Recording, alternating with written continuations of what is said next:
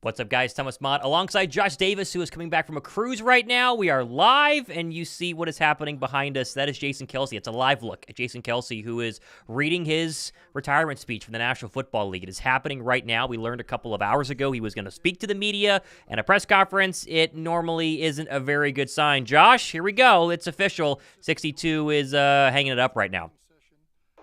It is. Yeah, it's crazy. And as these things happen, of course, right after we're getting off of the cruise, going on vacation, but it needed to happen fairly soon, obviously, for a lot of reasons. And, Kelce thinking about it, it's not really a surprise. I don't think that many people out there, and shout out to everyone in the chat, but it's not the biggest surprise for him to say this because, to your point, I mean, even reading between the lines of the press conference, but also we go back to Adam Schefter breaking it as soon as the Bucs beat us in the playoff game and all that. But it's extra emotional because it's official. It actually happened. So it's hey, kudos to the legend, the GOAT. There will never be another Jason Kelce. That's a fact. But it's not like it's going to be terrible. I've seen people saying, "Oh my gosh, what do we do at center? What are we going to do for the offensive line?" Now the leadership part is huge. That's going to be the biggest loss, I think, in my opinion. But when it comes to center, are you super worried? Because the first question I got as soon as this started coming is like, hey, what are we gonna do? Who's our center? Who do we draft? Who do we sign? Who's the guy? What's your answer to that? I think we're on the same page, but what's your answer to that one?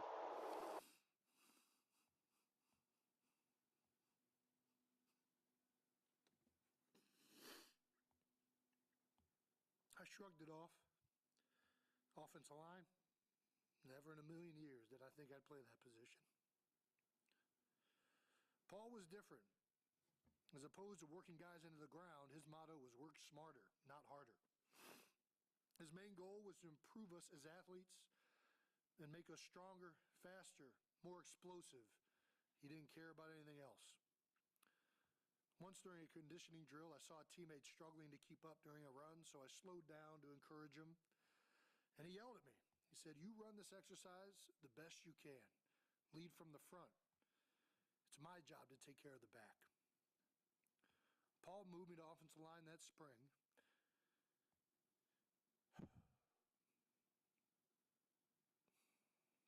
And it ended up being the single greatest move that ever happened to me as a football player. There are too many people to thank for my times at Cincinnati, so I'd like to limit it to coaches Paul Longo, Jeff Quinn, Brian Kelly, Mark D'Antonio, strength coaches Tim Swanger, Dave Andrews, Coach Kerry Combs, Coach Butch Jones.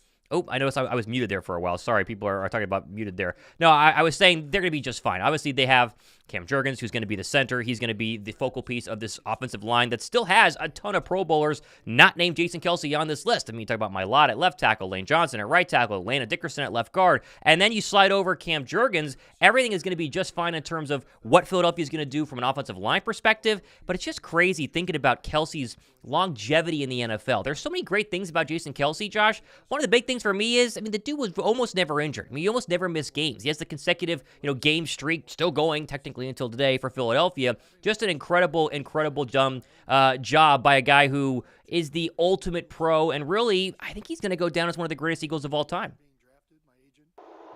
Yeah, I think without question, that's not not really up for debate. You look at the polls that people do, obviously, during the offseason, you got to kill time with some stuff. So we've seen, hey, who's your favorite Eagle, greatest Eagle of all time? And there's some recency bias, so sure, Kelce gets up there even higher normally. But you're right. It's just there's not another Jason Kelce. The fact that he played with, the MCL sprain, the torn elbow, and a severe ankle injury that he was dealing with all in the same season, and just to continue playing along. I mean, that's why he has the consecutive game streak. But, it was when we went to the Dolphins game. I remember it's hey, what jersey should we be getting, everything? I'm talking to my wife. I'm it feels like, we got to get a Kelce one because it's the Kelly Green. It could be Kelce's last season. Turns out it will be his last season. I know a lot of people that said the same thing. It's hey, I got to go to get a Kelce jersey. I'm sure that the purchases are going to fly through the roof, obviously, for this announcement. People getting their hands on that. But, when you think about not only, like you say, what he's done for this team and the consecutive streak, but just what he's meant to the city. The Ocean Drive fundraisers and the Eagles autism events and just everything that he embodies. It's like, I don't know, you can't help but have a smile on your face when you talk about Jason Kelce, regardless of what that is, whether it's the NFL, whether it's him at a Buffalo Bills game, like wherever he is just iconic. And so, I mean, there's no doubt he's going to be successful, but it's emotional. And seeing him just break down in the press conference, it's like, I don't know. It's gonna feel weird, and maybe it'll be like feeling even stranger once we get to the regular season. It's like, oh wow, he's officially not on the team. But Yeah. you're right. It's gonna be a big hole. I think more so morale wise, and just having the personality or the character in that locker room than even as great as he is on the field. But it's just gonna be so much more just that character in the locker room. It's just incredible, again, that Philadelphia had a plan in place. I think it's super important for people to understand that they had a plan in place basically from the very beginning. When Kelce came to them and said, hey, I'm getting close to retiring, he went on and founded themselves a center in Cam Jurgens, and Jurgens is going to roll in there. Do you think they still go offensive line early in this draft? There'll be a discussion for later on, this month and into April. But do you still think that they're going to try to get someone young but higher up in the draft in the second or third or fourth round for Jeff Stoutland to go ahead and mold? Or do you think Tyler Steen was kind of that guy whenever they took him last year? I mean, yeah, we've talked about it a number of times. Like you said, we will continue to.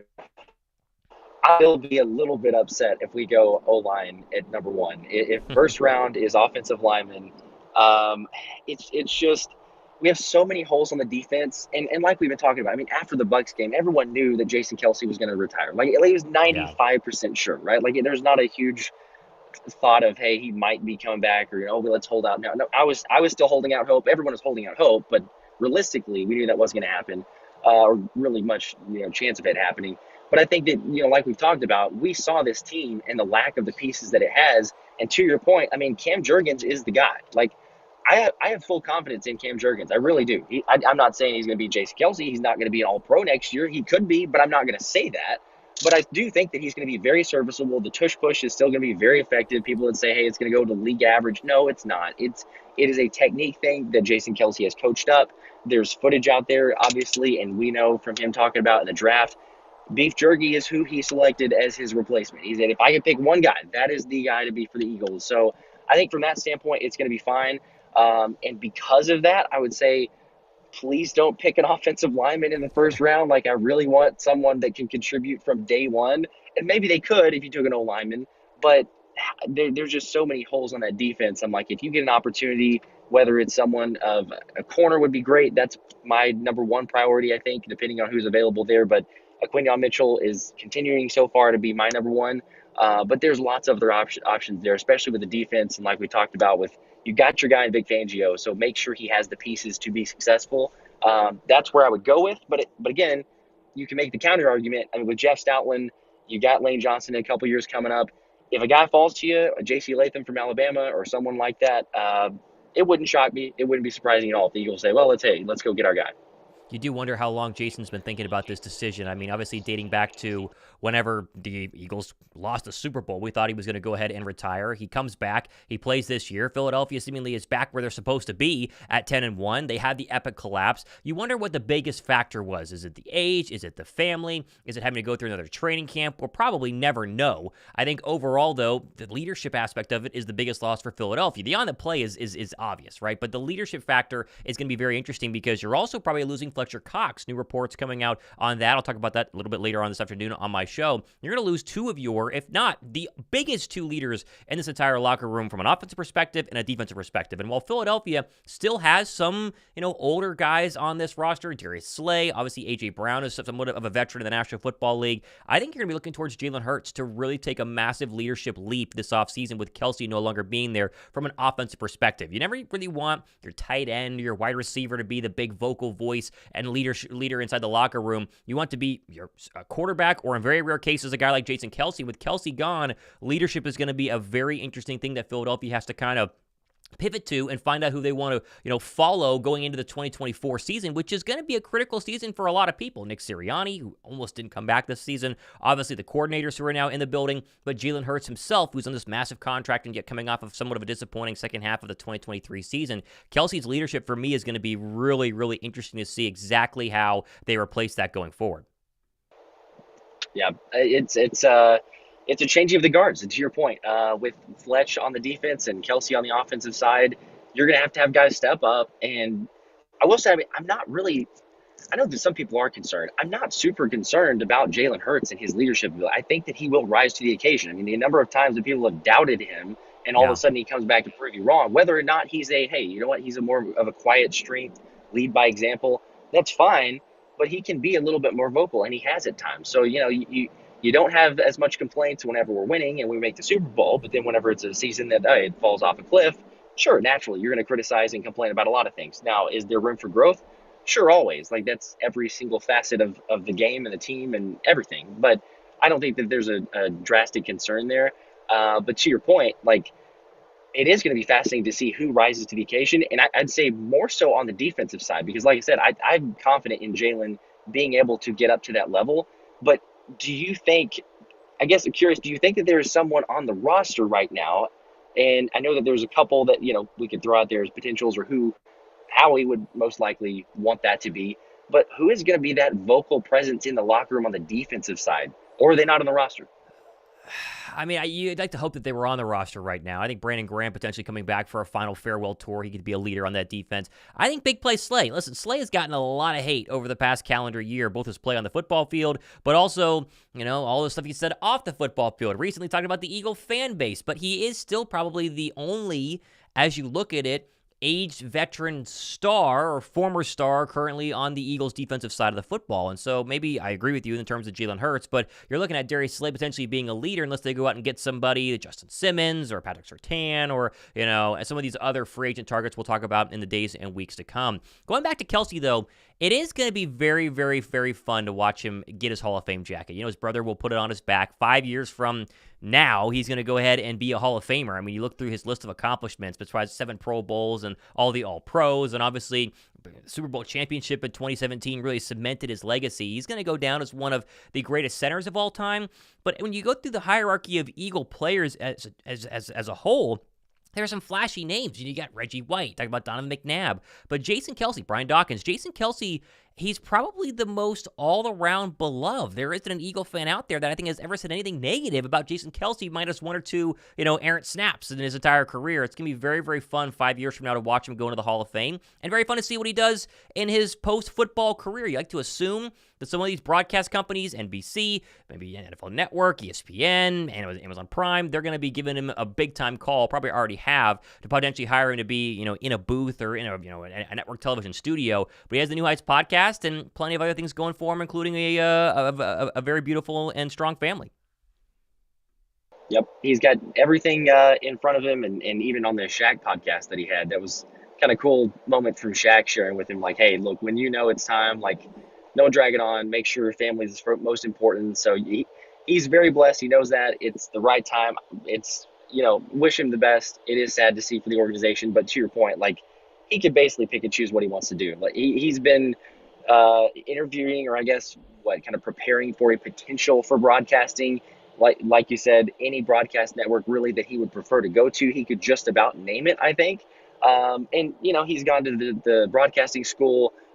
You end up looking at, I mean, even in the Amazon documentary, he's kind of talking about the potentials there. So it'll be, fascinating to see where he ends up, what he ends up doing. The New Heights podcast will be great. It'll be interesting too, just the different flair, I guess, of him not actually playing. Travis will be playing still, I assume, unless, something crazy happens and he follows us up and says, hey, I'm gone too. But, Travis will probably be playing. So it'll be one playing and one observing. But yeah, it'll be very interesting. I'm curious, put you on the spot a little bit too, and I'll maybe go first so you can buy some time. But favorite Kelce memory? I know there's a million of them, so maybe that's too difficult. But maybe top 5 or just first one that comes to mind. I think for me, and this is very easy maybe, so we might have the same. But I think just the raw emotion of the Super Bowl speech is fantastic. But I would say before that, in the locker room and the tears and the emotion, just to see what it meant to him, you can tell for sure. The Super Bowl speech is great with all the obscenities and everything. It's unbelievable, But it's like before, in the locker room, after that happened, it's like the culmination of all the hard work, all the injuries he played through, the consecutive game streak, everything to reach the mountaintop, and saying he did it with this group of men. I think for me, that's just it's hard not to get teary-eyed seeing something like that. So I would say probably post game. locker room quieter moment, kind of a reflection of him. That may be the top moment of seeing Jason Kelce.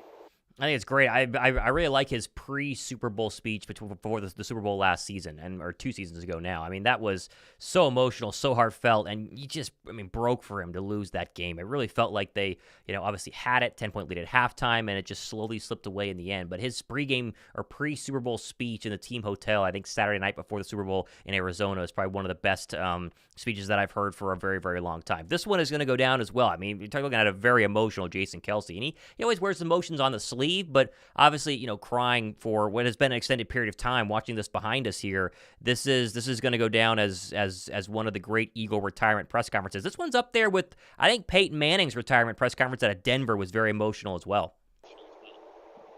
Yeah, you're right. That was definitely. Again, it's almost like those you can kind of see. It's the writing's on the wall, or it's going to eventually get there. But it's like you were alluding to earlier, it's not only what he did on the field, but it's the off the field, the total ramifications for the franchise, the organization, one of the most beloved, if the most beloved, and again, it's so recent and fresh in our memories there, but it you can't help it. And you go through, if you're on Twitter, you've seen the number of tweets and endless, conversations about this hurts. Like, this is very emotional, even though we basically knew it was coming, it was headed in that direction. So, yeah, it's going to be a very new look. We already expected it to be that way with some turnover and some coaching staff changes and everything else for the Eagles, but you're going to have new guys that have to step up. Granted, you had, other captains than just Jason Kelce and Fletcher Cox and, kind of some of the older vets, but it's not only you're going to have the captains, but you're going to have those established leaders be changing. And it's kind of a question, okay, who does that become and how effective can they get that locker room to be? So, lots of questions to be had there, but I think ultimately, I don't know, it may take a couple days to fully reflect on this actually happening. Even again, as I said, we expected it to take place anyway. But, it's kudos to Jason Kelce. He knows what he's doing too. He wasn't going to drag this thing on for anybody that was saying, hey, he may just take forever to make sure he absolutely wants to. He knows with free agency coming up, had the final answer. I'm going to give it to him before free agency. He wants to help the organization. So, I don't know. Who knows? Maybe he ends up coming back and coaching. I know he's thrown that out there as a possibility. So maybe we see him pretty soon.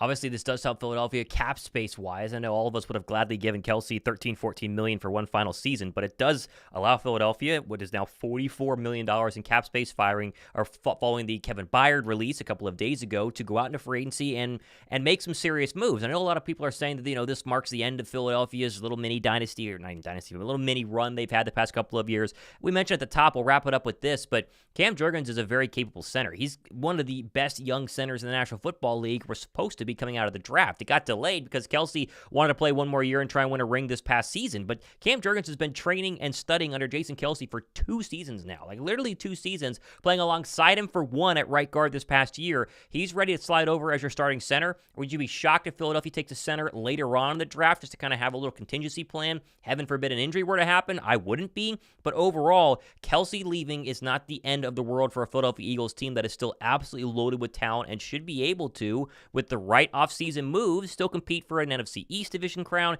and hopefully still be, more like the 10-1 football team we saw the first 11 weeks of the season and less like that 1-6 team, whatever it was, the final couple games of the year. The worst part, though, is the fact that you went home against the Bucs in Kelce's final game in pretty sad fashion. Yes. Yeah, absolutely. If you, that's probably about as far away, if you believe in NFL script writing, or you had believed in it, then you can just throw that out the window, because that's about as far away as an NFL script writing as you would want for a legend like Jason Kelce and what he's meant for the NFL, to send him out that way. So yeah, it couldn't have been, couldn't have been much worse. There's a lot of other better storybook endings that I can come up with. Granted, we may be biased a little bit, but still, for the legend that he is. But no, I think to your point too, also about the drafting a center, I don't think it's impossible. I think you might be able to, you might see that with just the offensive line and how they value it. Jackson Powers-Johnson, potential, he could play right guard too if you don't totally believe in Steen or if the value's there. But yeah, it's going to be somewhat different. I would expect it'll for sure, in my mind, be Cam Jurgens, because he's not really a right guard. He was fine. He was okay. But he's a center, and he's going to be, I think, a good center, a really good center. And we'll see, how he can fill in the gap there with Kelce gone and what that looks like. But it's going to definitely be different. All right, well, the day has come. I mean, we kind of expected this to happen at least this week. Next week, the new league year starts 2 weeks from today, and so we were thinking it was going to be announced. He comes out today. He's finishing up his press conference right now. Jason Kelce officially retiring from the National Football League. Josh heading back from his vacation. I got back from mine yesterday. We'll have a Wednesday Link Live coming up in a couple of days and plenty of breakdowns as well as the free agency period's about to start. It's going to get crazy for Philadelphia. Be sure to go ahead and get ready for that. We go ahead and sign off. Jason Kelce, he signs off for one last time as a Philadelphia Eagle and for, of course, a future Hall of Fame career. We love 62, and we can't wait to see what the future has for him, but sad day in Philadelphia as your greatest center, one of your greatest players of all time, hangs it up. For Josh Davis, I'm Thomas Mott. We wrap things up. We'll see you guys in the next one.